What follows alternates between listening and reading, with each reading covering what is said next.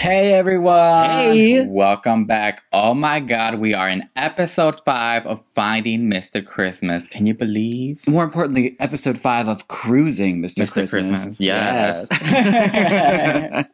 Okay, so we left on a cliffhanger. Yes, so we're back at the Arctic Wonderland. The guys are still in suits. Ugh, my favorite part. I love it. Like, some of them have that weird suit turtleneck combo, but the ones that do the full suit and tie, everything. We have Parker there with his like blue suit with the black tie. I'm like, you're stylish. He's not there. God. He's not there anymore. Oh, he was? He's already walking down. I was talking about the previews they gave us last episode. I'm still living in the moment, okay? I'm taking each moment in. He's still walking down the hall. Jonathan actually tells the guys that they have a chance to save Parker. But if one of them doesn't want to save Parker, he is out. And the first thing I thought is, if Messy Gage was here, Gage would be like, I think it's his time. Yeah. I truly think he misses his family.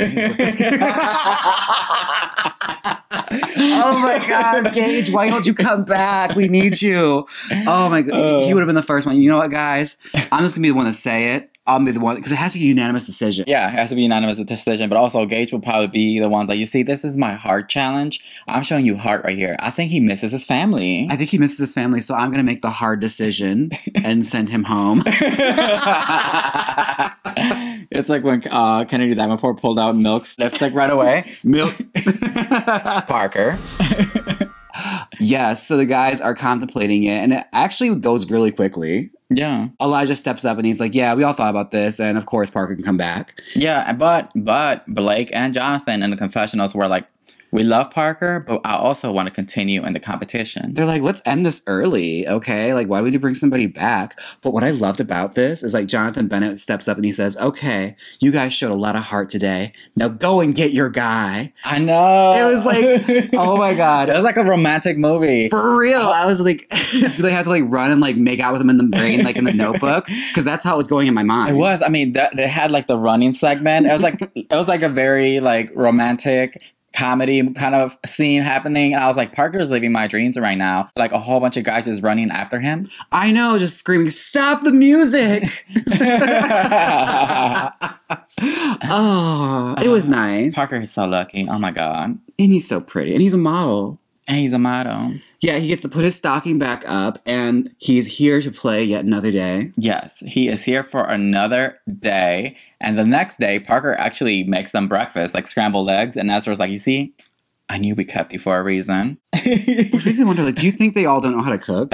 Right? Like, what are they eating there? That should be the next Festa face-off. It should be a cooking challenge. Oh my God. Baking cookies. Baking Christmas cookies. Baking Christmas cookies. And it has to be it. And I was just like, y'all are just eating nothing but eggs. Like, it immediately took me out of the fantasy of this house. Like, you know they're a fart in the house now. In the house. Like, it's cute in practice, but you just know. I mean, weren't Ezra and Blake working out in like full sweaters and jeans? Sweaters and jeans. It was so bizarre. They're like, oh, ready for this next challenge. I'm just like, they fully have their little Christmas sweaters on and blue jeans. They really wanted to sweat. They really wanted to break a sweat, okay? It's the first time I've seen that. You know, the gym attire. Also, the gym was literally the living room, like the den. The Christmas Illusions Lounge. Like, they don't have a gym in this place? We haven't seen the rest of this house. Well, it is an Illusions Lounge. It could be a Christmas living room or a gym. Or it's like Coraline, where if you, like, leave that place, it just turns, like, stark white. There's nothing else that was built. That's why it's called the Christmas Illusions Lounge. I only built as much as it would take to impress you. I love it. Yeah, so yeah, Parker's cooking the breakfast. It's very cute because, you know, he's a dad. Yes. He's in dad mode right now. He cares a lot. But the bells start ringing, and it's time for our festive face-off. Yes, and they're back outside. So I was like, ooh, not another Mr. Beast video. Oh my God, that was a lot the last episode. They are in the Yuletide Yard. That's what it's called? That's what it's called. I was like, come again? Excuse me? That's what we're calling it? Yeah, it was very ChatGPT, this title. I'm like, okay. But yeah, Jonathan is joined by Melissa, and this challenge is a bit bizarre. Okay, so this challenge, you right away see these gigantic teacups. Teacups? Mugs full of hot chocolate and marshmallows. Not full, but they're like almost full. Like a few inches away from the edge. A third. Yeah. But I was looking at this like, okay, come on, Pier 1 Imports. Like, is this challenge brought to us by them? Because it's like gigantic mugs. Like, you know, TJ Maxx has like those like stools that are shaped like burgers and stuff. It's fully giving me that. And I'm just like, I hope they don't have to stick their hands in that hot chocolate. But guess what?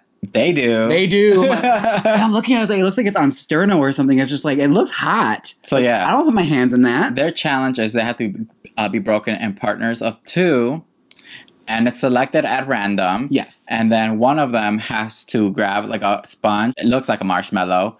Dip it in the hot chocolate. That's what I was wondering. Is it hot? That's what I was wondering too. Like, they're fully going with bare hands. Yes. Like, basically squeegeeing up all this like hot chocolate so that they can then take it over to their partner who's standing in the middle. Squeeze it to another marshmallow. And they transfer that marshmallow over to the mug. And if it reaches the top and overflows, they win. They win. Now the teams are picked at random. My mind exploded. I get it with all these instructions. Jens is like, maybe I'm not gonna audition. I'm just gonna sit this one out again. I would throw every festive face off. Just like, what advantage am I truly winning? The teams are picked at random. All right, so our first team that was selected at random is Elijah and Ezra. And Elijah is excited about this because Ezra's big and buff. So like these physical challenges, he feels like he has an advantage. Yes. And then it's Hayden and Blake, which Hayden mentions that they have not won a festive face-off at all. So he's worried. Yeah, and honestly, he knows like he has to start stepping up with these festive face-offs, especially if he was in the bottom last episode. Ooh, I know. But did he deserve to be in the bottom? I don't know. I don't think so. I didn't necessarily agree. But you know what? He was in the bottom. He was in the bottom. And Blake has not won a challenge yet. Not yet. Not even a festive face-off. So he's like going here with a 0. So he's excited about this because he's played football. Yes. He's relating it all back to football. Which I've never played. I never played it either. I'm pretty sure you got something going on. My mind immediately went blank. I'm like, I don't know what you're talking about. If it's not the Dallas Cowboys cheerleaders, I don't know what we're talking about here. Oh, they put in some work. Oh, honey, I feel like they work harder. And they're underpaid. That part. Pay them more. Pay those girls more. All right. And also, the other team is Parker and Elijah, the fashion queens. The fashion girls. Yeah. They are the models. Yes. The model team. Oh, my God. So then they start going back and forth. It was pretty close. Blake slips again. Stop wearing your dancing boots. Right. Why are you wearing your dancing shoes in these challenges? And someone mentioned it in the comment section of the last video. It's like, I love how he like showed the Tanya Harding broken boot. Like, look, the boots, it's the problem, the boots. I can't do it right. Oh, I lived. Oh my God. Our listeners are equally as shady as us. I know. Even more, honestly. I feel like we're pretty toned. We pull it back. We know how to rein it in. Our viewers are truly the rotted ones. So they have team names from me. So Elijah and Ezra are Team Pretty. And then Jonathan and Parker are the model team. No, the perfect model team. The fashion queen. The fashion queens. And Hayden and Blake are the Thunder from Down Under. Thunder from Down Under? One's from Australia, one's from Texas. So yes, it works. Oh my God, take that on tour. I think the name's taken, but we can work through it. Or you could audition here for Las Vegas for Thunder for Down Under. Yeah. If acting for some reason doesn't work out, you guys, Las Vegas, Thunder for Down Under. I mean, I don't think Blake would technically qualify, but maybe he can. He'll say he teamed with an Australian once, so he should be able to get in there. You're good. It's like that. I'm thinking these things for you. I'm 2 steps ahead. Always 2 steps ahead. Yeah, this challenge is ignorant. Yes. So at the beginning, you just see Jonathan just holding it wide open, the sponge, and it's not really working. They're not really transferring that much hot chocolate. But then Elijah gets an idea. See, Elijah's living in 2075. Like these ideas and these creative choices he makes. He gets the idea that you have to like basically squish the sponge down, and then when you put the water on it, it absorbs it. Yes, it expands naturally. And then once he gets to the mug, more hot chocolate exits out of the marshmallow. I question, like, do they have science classes? Or these guys were going to high school? Let me tell you. I skipped mine. That's how you know a lot of these husbands don't clean shit at their houses. They don't know how a sponge works. Couldn't fathom. Oh my God. Yeah, it took them a minute to figure out how that worked. But at the end, they actually were all pretty neck and neck. Yeah, they were going at it. I feel like the ones that were really tearing close were Elijah's team and Hayden and Blake's team. Yes. And then Hayden and Blake actually won. Yes. They won their first festive face-off. Congratulations. I wonder what their lame prize will be, because you know it's going to be extra lame. I know. Wait, what's been happening with these festive face-off wins? The only ones that have gotten a decent advantage has been Ezra. Mm-hmm. And I believe Elijah. Yeah, they gotten pretty decent ones, but I bet you it's like, you get to choose the order of who gets to go first, or you get to choose whether or not you go last or first, or you get to choose. Wait, I have a question. Bring it back to me, please. Yes. Oh, no, that was Gage. Never mind. I was like, has Hayden not won a festive face-off? But no, Gage and Elijah won the last one. Mm-hmm. Elijah has been winning a lot. Elijah's a front runner. And Elijah has like a lot of pretty good ideas, as you can see from this festive face-off. I'm like, Elijah, what was your GPA? And here's the thing, I'm not here to critique our creative output here as far as these challenges go. I'm just saying this whole transfer of hot chocolate from mug to mug, we could have swapped it out for a hot girl car wash. Hot girl car wash? I feel like that's what we should have done this episode, those sponges. Oh, because that shows the heart. Yeah. Because it's for a fundraiser. Like a wet t-shirt contest, yes. Like Drag Race episode 1. They just like squeeze you out the marshmallow and the hot chocolate.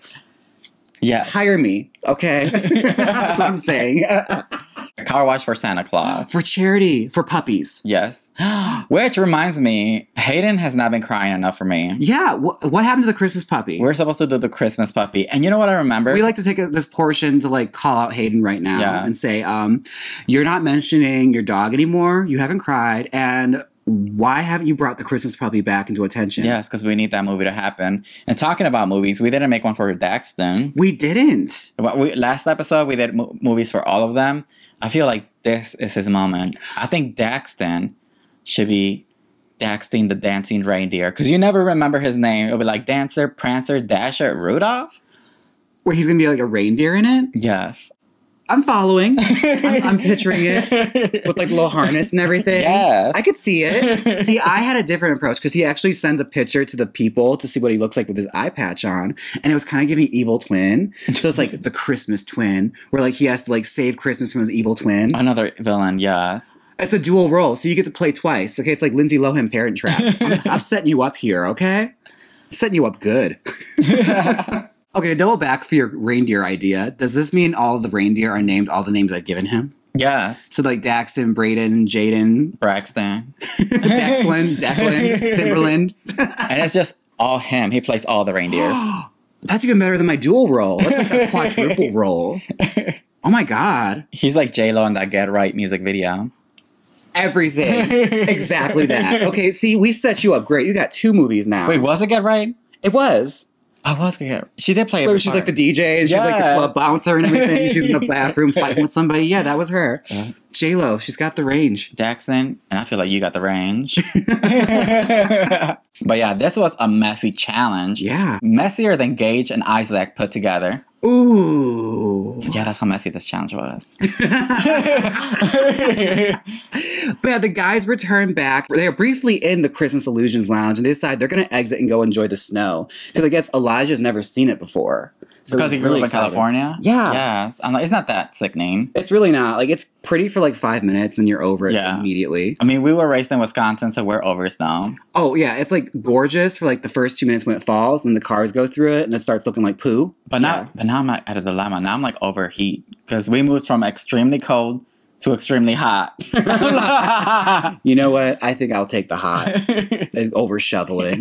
That should have another festive face-off. Shoveling your neighbor's front Girl, yard. that is totally a heart challenge. You got to shovel out their parking spot and clean their car with no gloves. You just got to use your sleeve, Wisconsin style.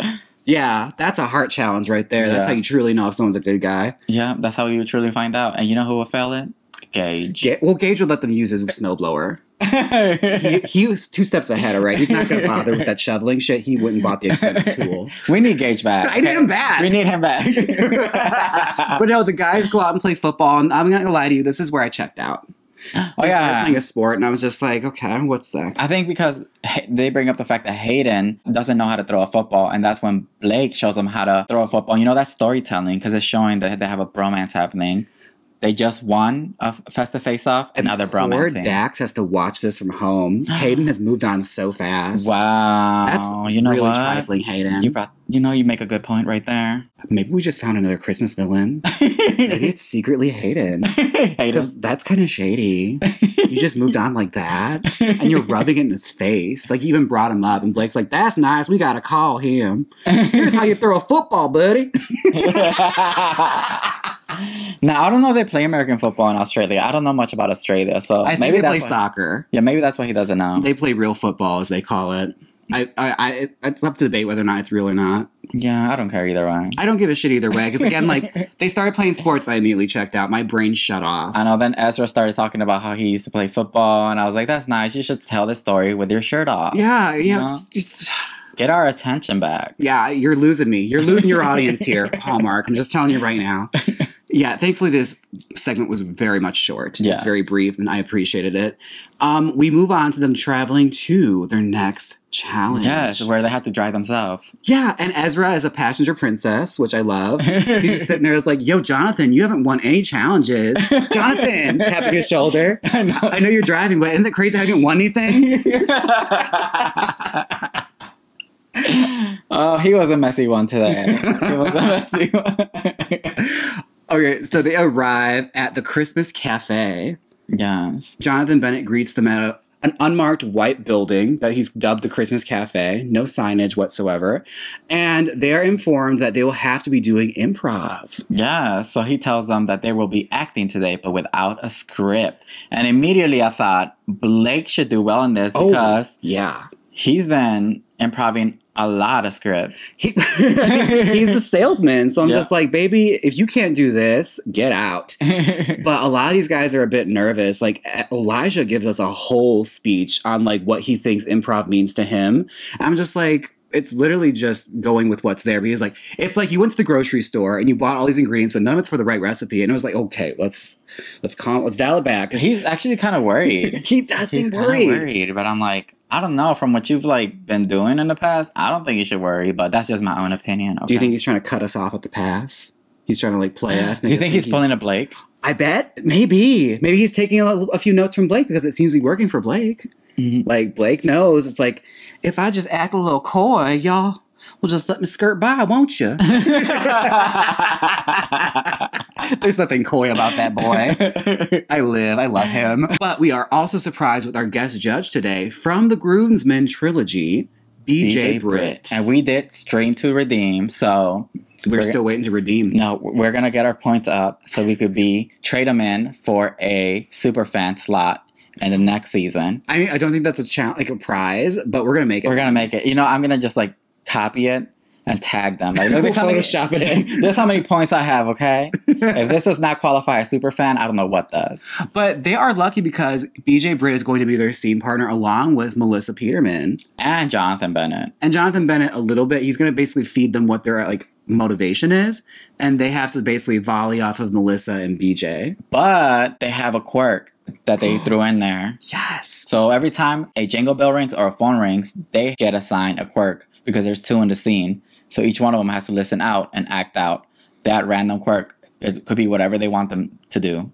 And some of them were a little easier than others. Some Yes. of them was like, okay, I don't know how I'd work that into a scene, but let's see what happens. Right. So let's start with the first team. Actually, this is where Jonathan is like, and your festive face-off advantage is you get to choose the team.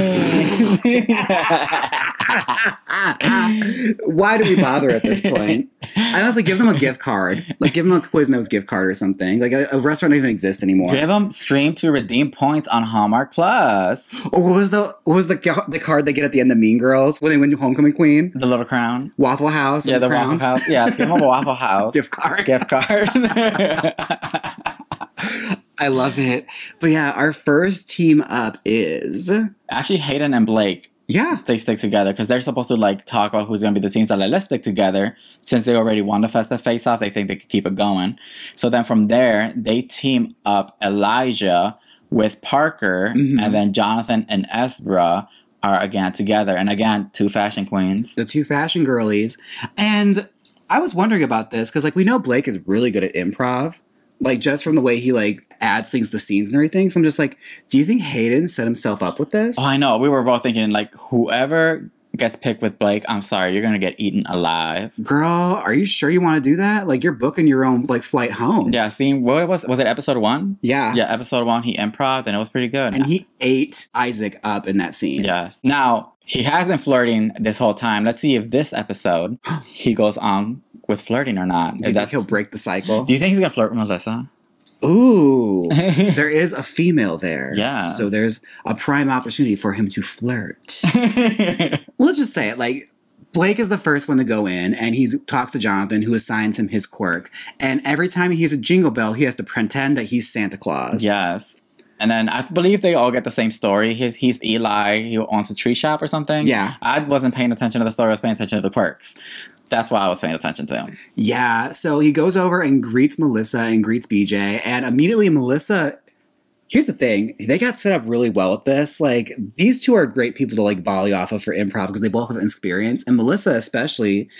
Little nerd factoid, but I remember seeing her years ago at the LGBT Center in LA. She was like part of the mismatch game where she played characters, and she's really good. So like that's the like challenge that inspired the Snatch Game on Drag Race. So like she knows her stuff. So that's like a great person to be partnered with. And immediately she tosses in the ball and he throws it right back at her and like makes up a whole storyline about how she owes money to him for the bookshop. I was like, okay, Melissa, you better work. But Blake jumps off of it real quick. Yeah. He volleys so fast. And I was like, he did really good. I'm not going to lie. He shut me up from the last episode. He shut us both up. He was like, I'm going to show you gays. Right? He ate us up. I'm going to show these little gay bitches that I can do a whole scene without flirting. And he did. I'll show these gay bitches. And you know what? We're eating crow right now, okay? It's fine. I know. He ate it up. He ate the whole thing up. You proved people wrong. You could act without flirting. You could tell a story without flirting. We're wrong. Okay, we apologize. And most importantly, he proved us wrong. There was more that meets the eye. Although he was wearing that Usher hat again. I forgot to mention that. We gotta get rid of this. Burn that Usher Confessions hat. It's not doing you any favors. But that's neither here nor there. He's stuck in what, 2003? He's 2000 and late. Yeah, but BJ, him, and Melissa are having a great volley. Yes. And I'm interested to see how it's gonna go when Hayden enters the picture. Yes, then Hayden enters the picture. And then his quirk is actually every time he hears a telephone ring, he has to do a thumb wrestling match, which I was like, that's kind of hard. That's hard. How do you work that in? What if the other person doesn't want to? But that's the thing, too. Like, Melissa even explained at the top of the challenge, like, with this, it's yes and. You have to go with it. So, just keep the scene going. So, like an Ariana Grande song. Yeah, like, the worst thing you can do is be like, no. Like the worst thing ever. You're just supposed to go with it. You see, I was stuck at improving. Oh my God. It's like, so how's your day? No. No, girl. Get away from me. It was okay, I guess. You didn't go anywhere. Oh my goodness. But yeah, Hayden actually does pretty well as well. Yeah, they do. They came up with some very creative ideas to like make things happen. Like Blake jumps to the idea of after the thumb. Oh no, because Hayden challenges BJ to a thumb war. Yes. And it goes well. They both were in the moment having fun. And BJ creates a whole new bit basically saying like he's a thumb model. So how dare you hurt his thumb? So like Blake runs and grabs some jam, has him stick his finger in jam like it's healing potion or something. It's like, okay. It's very whose line is it anyway? I got it.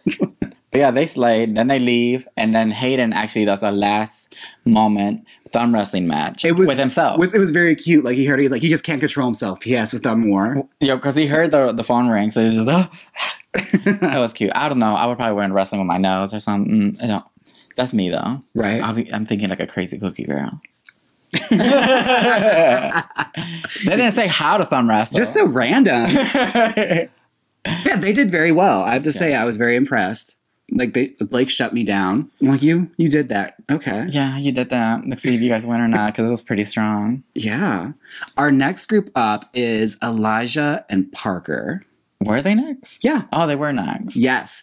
Elijah comes in first. He talks to Jonathan. He's assigned his quirk, which is every time he hears the bell rings, he has those finger guns like bang, bang, Bang, bang. Yeah. Cactus Jack, you know? And he goes over there and he's assigned the character of Eli again, the tree farm owner.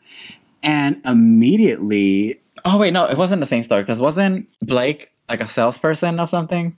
Of a bookstore? Yeah, I think so. Oh, okay. You see, I got it all messed up. They're given any kind of generic job title that a Hallmark guy would typically have. And they walk over, and Elijah is really good at improv. Like, he even made a little dance. Yeah, like BJ threw him a ball, and he immediately, like, created a dance and a jingle on the spot. Yes. To tree chopping. Yeah. He was like, and chop, and chop. And then bell started ringing, and he added the bang, bang at the end. So it was a whole choreographed scene. And the energy is really, really good. And then things take a turn. Parker enters the scene. Yes, Parker enters the scene. It wasn't that bad at the beginning, but I could tell he was nervous because even at the beginning where Jonathan was speaking to him, he was like, "How was your day?" He was like, "It was great." Go on, Queen, give us nothing. But yeah, he's assigned a very difficult quirk, which was he has to balk like a chicken every time the phone rings. Oh my god. This is like improv hell for me.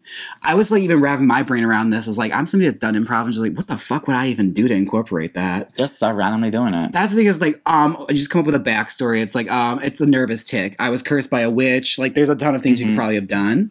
But again, acting in that moment and given that, I could see why he got stifled. Yes. Even, okay, let's talk about it. I feel so sad. I mean, I feel so bad because I really wanted Parker to do well because he just got saved. But every time he did his quirk of clucking like a chicken, he turned away from the camera. Mm-hmm. It got him. I wonder if he was embarrassed to do it.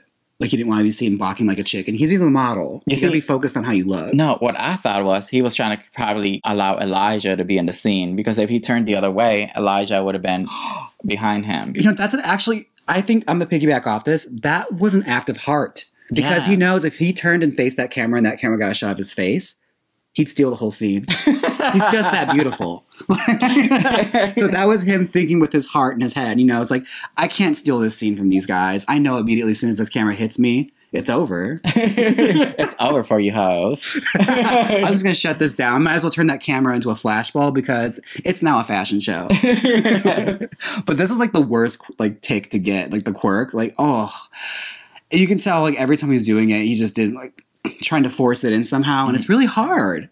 Yes, I mean, he did it at one point. He did find the camera because he started going like this in front of the camera. Mm-hmm. But by that time, Elijah was already feeling like the energy went down. Like he felt like all the work that he put in at the beginning with the excitement has started to dwindle down because Parker came in. It kind of like made it a little awkward. It took a dip, but also these things seemed like they ran a little long. Yes. Like an improv skit should be no more than a few minutes. Yeah, but Elijah saved it again. I feel like near the end after Parker found the camera, he was like, oh yeah, I got this. But by that time, it was a little too late. And here, this is why we had a writer's strike. Actors need writers. All right, this is why we need writers. This is what we learned from this experiment.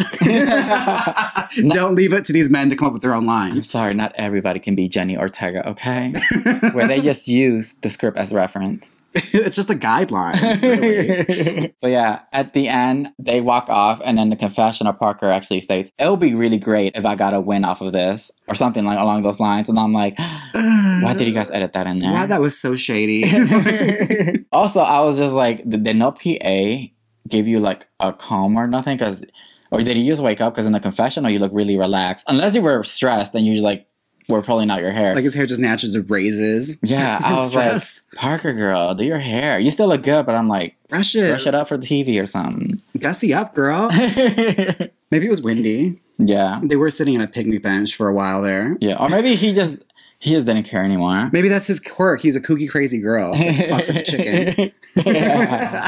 He's a funky chicken. That's what it was. It was character development right there. What was that actor that we watch on TikTok? That was acting. Emotion. Okay, what did Parker give you? Emotion. Character development. But yeah, I don't think he did well this one. I think he might be in danger. Yeah, you in danger, girl. Parker, you in danger, girl. Next up is Ezra and Jonathan, and they're actually... Ezra is so optimistic. Yeah. Like, he is so optimistic. Well, like, what got me is like when they're at the like picnic bench, like discussing how they're doing. Like Ezra relates improv to pro frisbee throwing. I'm just like, I left this conversation thinking, Ezra, baby, you are so beautiful. I don't know what to expect after that one. I'm like, okay. It reminds me a bit of like Isaac. I just like to take my time. But yeah, he's really happy that he's back with Jonathan because they actually were in an improv challenge the first episode. Yes. So he thinks that since he already has experience working with him, that this might pop off. But they had a script that time. This time, it's all on their own. Yeah. So Ezra is first, and his quirk is actually to yell, "I'm back, baby!" every time he hears Jingle Bells. Which isn't a terrible one to have. It's not. He goes in there, and I feel like they were holding his hand through a lot of this. Like, he was really set up to do well, because they probably tell, like, it's his first time. Because immediately walks in, they start screaming, "Oh my God, it's you!" And, like, he immediately gets to feed off energy right away. And it helps, because, like, he heard the ring and got to hit his line. But let me tell you something I caught. What's that? I caught Melissa slipping. Oh? Melissa called Ezra's character Jackson instead of Eli. She was so excited. She was like, "Come here, Jackson." And I'm so glad you called this out. Look at that. The professionals slipping up. Put that in the spoofs. Because I also heard that they try to like fade the audio, but you still heard Jackson. I mean, the true star of this episode was all the EDR lines they didn't post. There was a lot of them this episode. Like Melissa, Jonathan, everybody had EDR lines. You could really catch it. It was not disguised. They gave him a lot of energy to feed off of, which was very nice because you can tell he was probably going to be the one with the least experience going into this. And honestly, he did all right. Yeah, he did just fine. It wasn't like great, but it wasn't like bad. Terrible either. Also, this whole setup doesn't leave much room for like amazing, hilarious situations to occur. So they're doing the best with what they got. So next up is Jonathan, and his quirk is actually to just flex aggressively every time he hears a phone ring.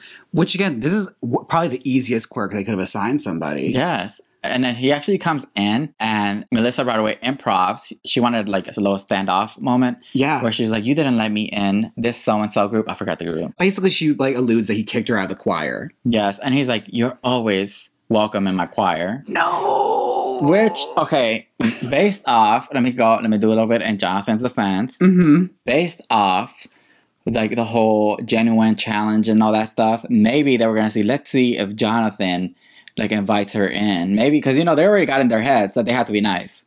Oh, that's also the thing. They just said it was improv. They didn't say it was improv comedy. So maybe he was thinking like that. Like maybe I have to be the most genuine nice guy that ever nice guyed. Yeah, because like that's all they've been throwing at them is like you have to be nice. So he was being nice. Yeah. So maybe because like remember Hayden and the last improv challenge where they had to do the improv interview when he gaslit Kelty, yes. Oh my God, that escaped me. God, we banished it from our minds. What happened? Yeah, when he gaslit Kelty, they put him in the bottom. They put him in the bottom, yeah. That's actually a very good point. Because they never really established it was supposed to be funny. Mm-hmm. They just said you had to improv and create your own script and lines. So I'm just like, if we're going off Hallmark movies, they're not really known for their high comedy. So maybe that was what he's thinking. He's like, I just got to be the most nicest guy that ever nice guy, the most genuine person in the world. So that was probably his mindset. I don't know, Jonathan. I'm not a mind reader, but that's just my own opinion. He came in there as Kris Kringle with abs, and that was what you're going to get. That's a very good point. Because, yeah, like she was trying to set up like a comedy thing with him, which also is kind of like not playing with a very evenly stacked deck. Because, like, none of these guys are very established comedians. Like, you can tell, like, they're not going to bring anything hilarious to this. But I guess she was expecting him to be like, just get sassy with her. Yeah. And it just didn't happen. It didn't. So she actually had to make up a different storyline. But what kept happening is they were basically noticing that Jonathan was not listening. Well, with improv, it's supposed to be yes and with Jonathan it was yes and I don't think I'm doing that. And yes, and that's not happening. Yes, because because when Jonathan was flexing, Melissa was like, "Oh my God, so tight, you might as well take the jacket off." And BJ yelled, "Take that jacket off, boy!" And Jonathan was like, these cookies, they stay in the jar. I know you're looking at these goodies. Yeah. Oh my goodness. I was like, oh shit. Jonathan. But it's also that thing, like, improv can be a little hard, especially if you don't do it. So I'm guessing he must have been doing what you were thinking. Mm-hmm. Like, he probably was thinking, I have to be like the most genuine guy around. But I would have just taken off the jacket. I was like, okay, you want it off? It is hot in here, right? Oh my God. Are those cookies almost done? Oh, he should have pulled a Blake. Started flirting with Melissa. Is it hot in here or just me? And start flexing. Sadly, his dimples didn't even save this. I know. But here's the one thing. The last cue he missed. So they always were giving the guys like one last little quirky thing to do before they leave. Jonathan Bennett even stepped in for this one and the last one too, where he basically is going to usher them out. He hands a box of cookies to Jonathan and instructs him like, don't let these anywhere near Melissa or you'll never see him again. And what happens? Melissa goes and tries to grab him and said, I'll take these. Like, okay. Yeah, it's nice. So he wasn't listening. He didn't listen. But again, he was playing the nice guy. Okay. Yeah. He didn't want to be confrontational. You know, that's probably right. Mm-hmm. Also, let me rewind it back. Rewind. We're in the past now. We're in the past now. Okay, so before they started the challenges, I forgot to mention, Parker actually mentioned like out loud that, hey, improv is not my thing. Mm-hmm. And I remember Jonathan did a Britney Spears face moment. Yeah. Yeah, Jonathan Bennett was like, why would you bring that up? What? What? So that's what also added to Elijah's like being worried about this challenge because he's like, oh my God, I'm partnered with Parker. And he just said this. Yeah. Well, here's also a thing about improv. It's like not everyone's great at it. Like I'm all right with it, but I prefer to have a script. And especially with actors, like a lot of actors don't like doing improv. Bette Davis famously hated doing improv. Like she believed wholeheartedly you needed writers. And I'm one of those people too. I was like, we need writers. Writers are there for a reason. No ChatGPT, okay? No ChatGPT, okay? Get a warm body there writing these lines, okay? But yeah, I mean, it can be very daunting. I think a lot of people are afraid of looking silly. Oh yeah, and that's what I've noticed a lot of reality shows that have silly acting challenges is they just want you to be silly. They want you to goof off and just have a good time, you know? Yes, and to the extreme. But yeah, I mean, being asked to cluck like a chicken when all you've done is like modeling for most of your career, I can understand why it might throw you off. It's like, but how do I look pretty doing that? Yeah. But I'm not how do you be a pretty chicken? But yeah, the strongest team definitely was Blake and Hayden. But Jonathan also mentioned at the beginning that they are going to be judged individually. Okay. Which brings us to the Arctic Wonderland. Is that what we're calling it? That's what they call it. They call it that? Yeah. That's wild. But my favorite part about the Arctic Wonderland, like I mentioned at the beginning of this episode, is they're all back in suits. They're all back in suits and Melissa is in some kind of sparkly dress. It never disappoints. Okay, the suits were suiting though. They all looked very dapper and cute. The people that get praise are Blake, Hayden, and Elijah. Mm-hmm. Now, I do agree with these top three for this challenge, but the curveball is I really thought Blake was going to win this one. Especially with the way they're like establishing it earlier, you really thought this was going to be Blake's time to win. Yes, and for me, I was like, you did that whole improv challenge without flirting. I was like, okay, you did that. You proved us wrong. Keep it going, sis. I think what hurt him in the long run as far as like not winning this challenge goes is that his ideas were a little too quirky and took it out of reality, whereas Elijah was really grounded and just kept a good story going. Elijah also did physical acting. Yeah. He made up a dance on the spot. Like, he was throwing a lot of curveballs that he rose to the occasion for. Yeah, so Elijah wins this challenge. This is his second star quality challenge, and Blake and Hayden were both like... They thought it was going to be them. They thought it was their moment. I know. I mean, as a team, they were strong, but I guess because Elijah also carried that whole scene. Yeah. And also with Parker just kind of like flopping that challenge, he kind of rose to the occasion. He rose to the occasion because like he started off strong, it took a dip, and then he brought the energy back up. Yes. So that's a journey. He is a front runner. Honestly, girl, like, I don't know how you're going to beat him. Like, he's so talented. Right. I'm like, you guys are going to have to showgirls him or something. You're like a really thick candy cane and whack him on it with it. The Christmas ornaments, the boss just... Oh my God, throw those down. Throw those down the stairs. Everything. Oh, but that brings us to our bottoms. Yes, the bottom two were Jonathan and Parker. And Jonathan was kind of shady. A little bit. Jonathan was kind of like reminded Parker that this is his third time in the bottom and Jonathan's second. So right away I was like, oh, so I'm packing my bags. But Parker would be like, yeah, but at least I have a win. Oh, that's right. What's the last thing you won, Jonathan? That's right. No, but Jonathan Bennett is the one that was being shady. He made a whole different storyline. I made a whole different storyline. Jonathan was actually being very sweet about it. Yes. My bad. That was my bad. I made a rivalry happen that did not happen. But that also goes to show like there were some stakes missing from this episode. Yes, I was gonna bring that up. This episode went by so fast. I was like, damn, there's no villains. I was like, are we the villains? We're fucking inventing villains, girl. We're the villains. We're the villains. Are we the villains of the season? I think we might be. Are we the drama? We were always kind of like inventing drama in the show that doesn't actually happen. I think we're the problem. I know. I was like, we need Isaac and Gage back. You guys should have done a like challenge where all the previous contestants that got eliminated come back and do like a festive face-off to come back. We need like a villain challenge. They come back as villains for the skit, and whoever does the best gets to come back and take a spot. Yes, because every Christmas has a Grinch. Mm-hmm. So that's what we're missing. Yeah, there was like no drama this episode. It went by so quick. And unfortunately, Parker goes home again. He Carmen Carrera'd. Yeah, he went home the same episode he came back in. Damn. But at least we got to see him for another episode. I wasn't mad about it. No, I mean, it was a fair elimination, so I wasn't that sad. No. It doesn't hurt the second time around. It's fine. I think you did pretty well for yourself. Yeah. The modeling shoot was your gig. Cut that, use that in your reel. Honestly, if you feel like there's even the smallest segment, I don't remember the challenges. I'm sorry, it was a busy week for me. But if you feel like there was a small segment in Finding Mr. Christmas in one of the acting challenges where you think you did well, cut that and put that in your reel. That modeling shoot alone was everything you need. Mm-hmm. With those legs propped up on the tree stump. Come on now, everything. I'll get booked. Get booked, girl. But yeah, I think Parker will be just fine. Yeah. Plus, also he was very sad because he just did this so his son could be proud of him. He described that for him as a father, he wants his son to look at him as a hero. And I was like, if you're already thinking that way, baby, you are already a far better father than a lot of these men out here. For real, though, like, you're good. You're good, girl. Your son's set up very nicely. Don't worry about it. But yeah, that was it. That was episode 5. My notes, we need a villain. Yeah, there needs to be a villain because I just created a feud between Jonathan and Parker that did not happen. Like, I'm sorry. We need some drama. We need some stakes. We need somebody in here to start some shit. Yes. So I need Hayden to cry next episode again.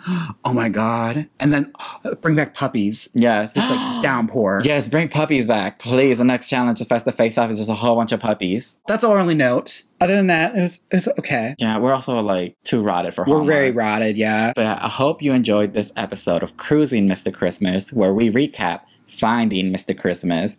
We are available on YouTube, Spotify, and Apple Podcasts. Oh, we also just created an Instagram page. Yes. It's called Cruising Mr. Christmas on Instagram. We actually followed some of the guys.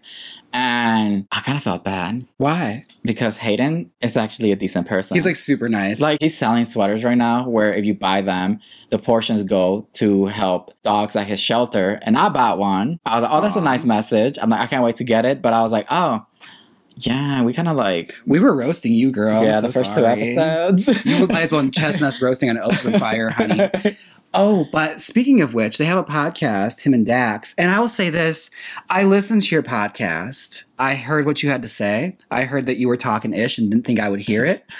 Dax, what is this about me and you placing similarly on a reality show? I'm going to correct this here right now. I went home 6th. Okay? What part of that is early? The first time doesn't count. Okay, we're talking about All-Stars. I went home 6th. Yeah, like I rewrote history. I went back and changed history, okay? This is literally my Deadpool moment, going back in time and fixing shit. But yeah, until next time, see you in the live streams. Bye.